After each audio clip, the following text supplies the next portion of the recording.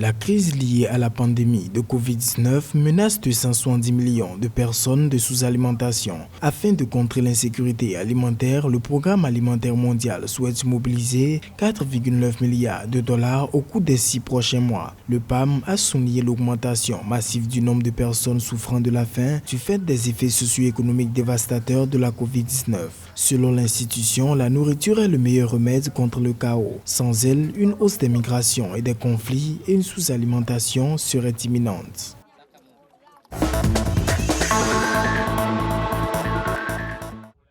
Au Togo, les autorités gouvernementales ont résolu de proroger l'état d'urgence sanitaire jusqu'au 16 août prochain. Cet état d'urgence avait été décrété début avril dans le cadre des mesures visant à réduire le risque de propagation du coronavirus. Le chef de l'État togolais habilité à gouverner par ordonnance pour parer au plus vite dans le cadre de la riposte contre la Covid-19 a pris une mesure en ce sens. Au 5 juillet 2020, le pays comptait 233 cas actifs, 424 guéris et 14 décès sur un total de 32 267 tests de laboratoire réalisés.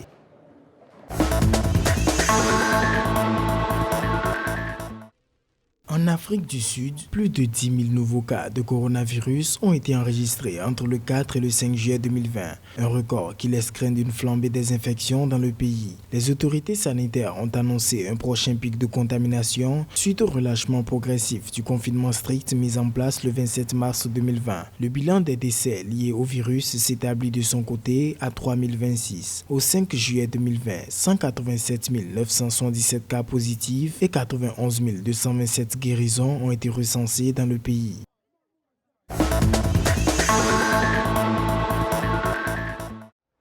Au Rwanda, les tests du coronavirus ont dépassé 150 000.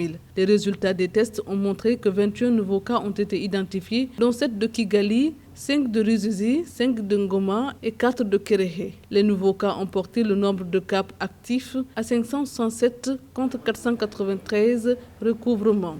Depuis l'épidémie de Covid-19 à la mi-mars au Rwanda, 1063 cas ont été confirmés et seulement 3 personnes ont succombé au virus. Outre cela, le Rwanda a commencé des tests aléatoires Covid-19 à Kigali, ciblant 5000 nouveaux tests.